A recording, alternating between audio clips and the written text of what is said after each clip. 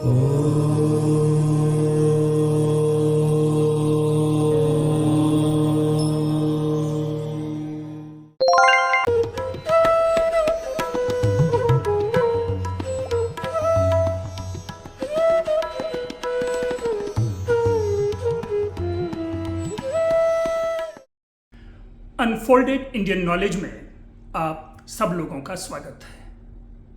मैं आप लोगों के सामने इस स्वतंत्रता दिवस के उपलक्ष्य में शुभकामना सहित एक नया विषय लेकर के उपस्थित हूं और वह विषय है स्वतंत्रता और संस्कृत। मित्रों, एक भाषा जिसे कि सारी भाषाओं की जननी कहा गया, देव भाषा का रूप प्रदान किया गया, ये एक अलग विषय है विमर्श का। लेकिन क्या जिस भाषा ने माता और मातृभूमि की सीख दी, जिस भाषा ने हमें स्व का बोध कराया, जिस भाषा ने हमारी संस्कृति को सुरक्षित रखा, जिस भाषा ने पूरे भारतवर्ष को एक सूत्र में बांध करके रखा, क्या उस भाषा में या उस भाषा के साहित्य में या उस भाषा ने स्वतंत्रता के विषय में अपने स्वर को मुखर किया? निस्संदेह इसका उत्तर होना चाहिए हां, क्योंकि भाषा हमारी भावनाओं से जुड़ी होती है और वो भावना केवल वैषयिक भावना नहीं होती, केवल भाषाई भावना नहीं होती, बल्कि वह भावना एक समग्रता की भावना होती है, सबको साथ लेकर के चलने की भावना होती है।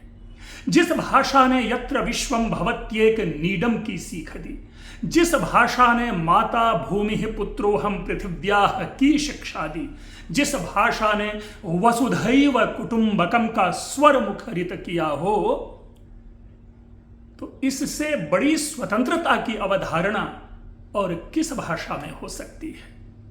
मैं उसी विषय को उद्घाटित करने के लिए या अनफोल्ड करने के लिए आज आप लोगों के सामने उपस्थित हूं कि क्या संस्कृत ने भी स्वतंत्रता संग्राम में अपनी भूमिका निभाई है। हाँ मित्रों, किसी भी भाषा की भूमिका कई प्रकार से होती है।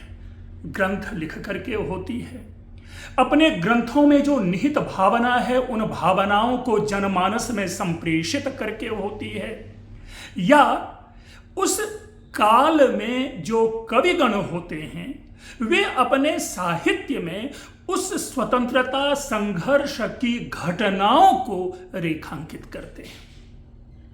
मैं यहां तक समझता हूं कि संस्कृत ने इन तीनों विधाओं में अपने स्वर को मुखरित किया है।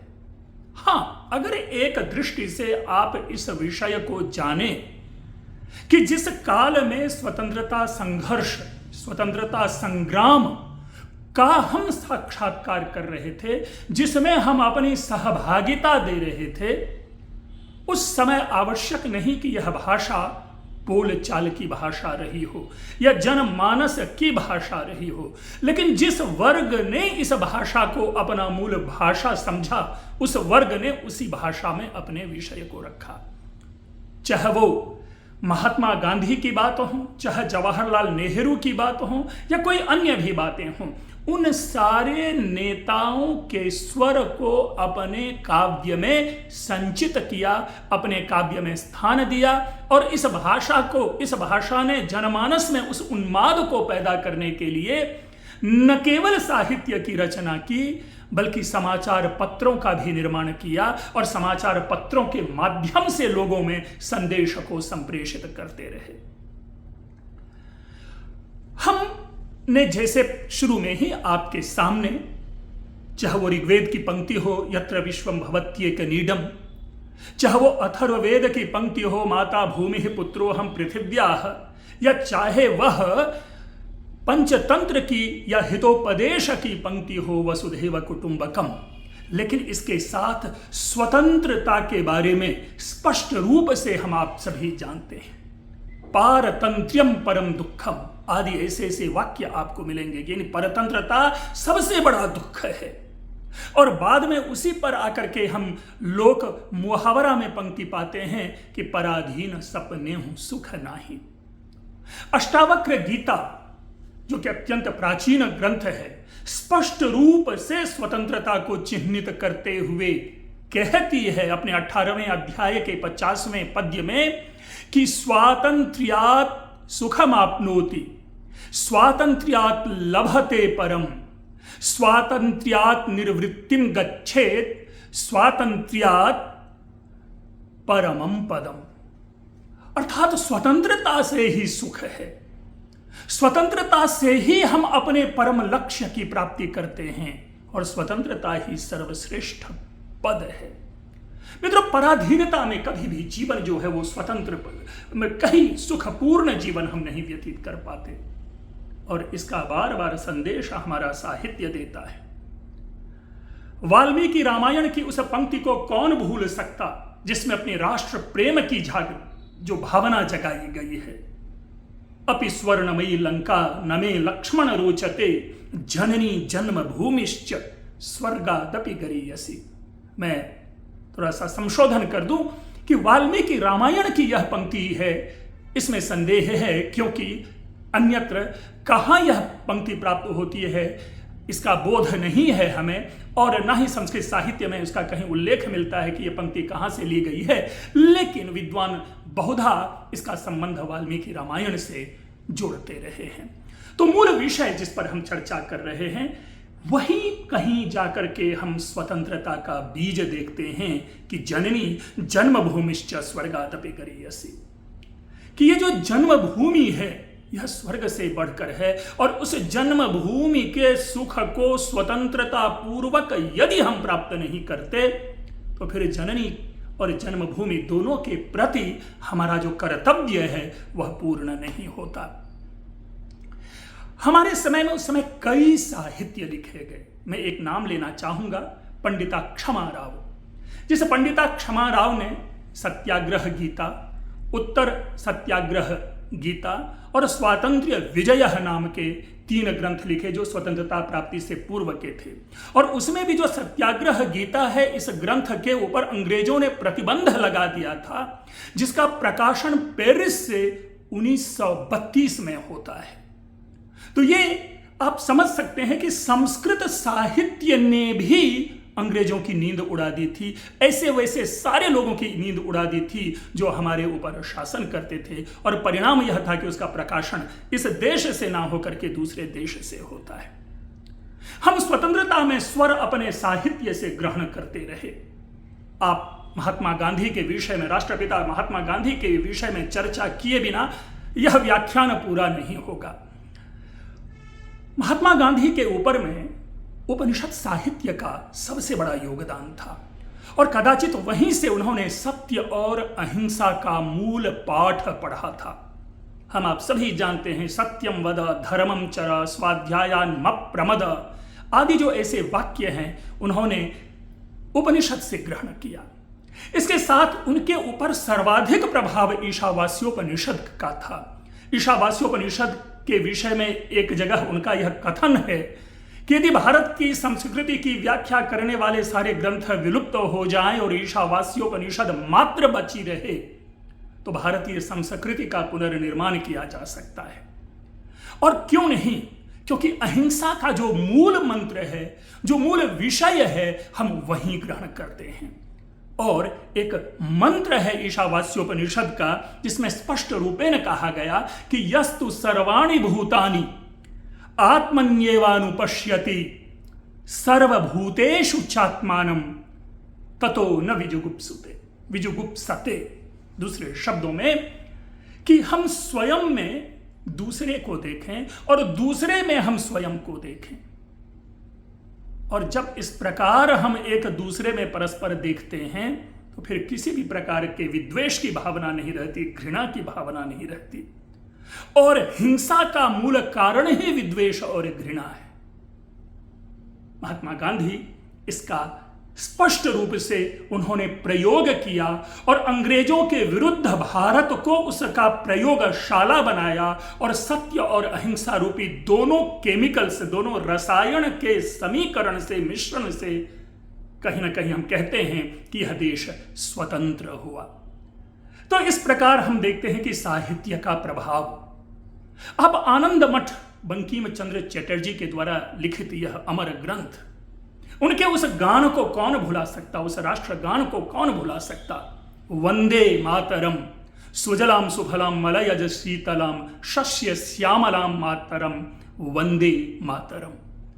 आज वंदे मातरम हम सब जन के, हम सारे मनुष्यों के स्वर हैं और सर्वत्र सदैव प्रतिक्षण इस स्वर का हम समुद्घोष करते हैं कि वंदे मातरम, वंदे मातरम। यही तो हमारा राष्ट्र प्रेम है। और यह स्वतंत्रता के दिनों में उन अंग्रेजों के विरुद्ध हम लोगों में प्राण फूंकने के लिए, जान फूंकने के लिए, उत्साह भरने के लिए, ऊर्जा समन्वित करने के लिए ऐसे पद्य लिखे गए और आज यह पद्य अमर पद्य है। इसके साथ ही आप अन्य को देखें, अन्य ग्रंथों के भी विषय में चर्चा करें। दो ग्रंथ की सविशेष में चर्चा करना चाहूंगा, एक शिवराज विजयम, एक शिवराज्योदयम। यद्यपि यह शिवाजी की पृष्ठभूमि पर लिखा जाने वाला काव्य है, शिवराज्योदयम महाकाव्य है और शिवराज विजयम एक गद्य काव्य है जिसे लोगों ने उपन्यास कहा। अगर इसकी प्रतीकात्मकता को हम समझें, अगर इसकी प्रतीकात्मकता को समग्रता के रूप में समझें, तो स्वतंत्रता का स्वर गुंजाने वाला उस काल में, जो कि स्वतंत्रता से पूर्व की लिखी ये दोनों रचनाएं हैं, और कोई ग्रंथ हो ही नहीं सकता। तो इस रूप में भी संस्कृत ने स्वतंत्रता समर में अपनी महत्वपूर्ण भूमिका निभाई है। इसके साथ ही मित्रों, अगर हम प्राचीन साहित्य की बात करते हैं तो किरातार्य जुनियम की एक पंक्ति है, प्रथम सर्ग का 30वां पद्य है कि व्रजन्ति ते मूढ़ धियः पराभवम भवन्ति माया विषु येन मायिनः। और उसके बाद आगे की पंक्ति कहते हैं कि प्रविश्य ही घ्नन्ति शठास तथा विधान असंवृतांगान निशिता इवेशव।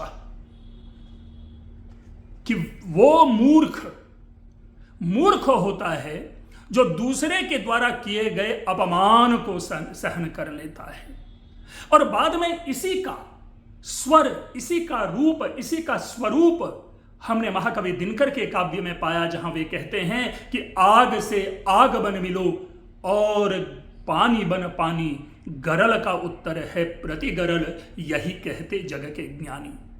तो साहित्य केवल पढ़ करके ज्ञान प्राप्ति का साधन नहीं होता, बल्कि साहित्य में जो मुखरित स्वर हैं उस स्वर से हम संचार ग्रहण करते हैं और फिर उसके माध्यम से पूरे विश्व पर हम अपना एक क्षत्र, अपना अस्तित्व स्थापित करते हैं। और कदाचित इसी का परिणाम है, ऐसे कुछ वाक्यों का ही परिणाम है, ऐसे कुछ स्वरों का परिणाम है, ऐसे कतिपय साहित्यों का परिणाम है कि हम सबने स्वतंत्रता प्राप्ति की।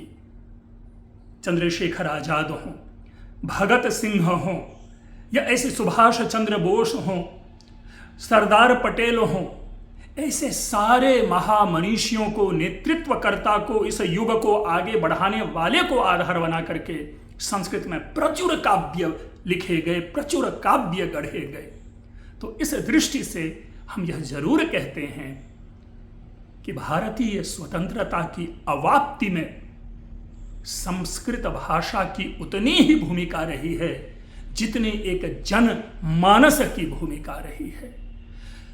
मनुष्य ने उस स्वतंत्रता प्राप्ति के लिए अपना सर्वस्व न्योछावर किया और उस सर्वस्व न्योछावर करने की सत्प्रेरणा उनको इन्हीं साहित्य से प्राप्त हुई।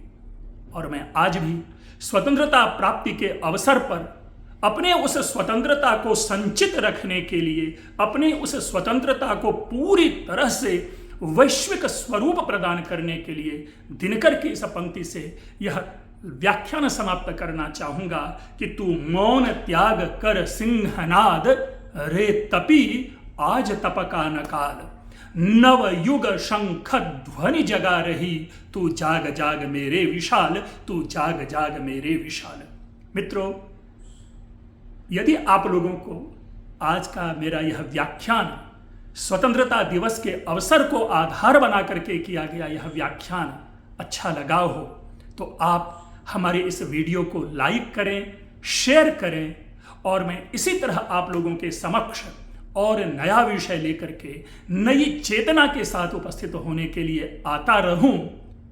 तो इसके लिए आप लोग मेरे इस चैनल को जरूर सब्सक्राइब करें। आप लोगों ने ध्यान से सुना, आप लोगों का बहुत बहुत धन्यवाद।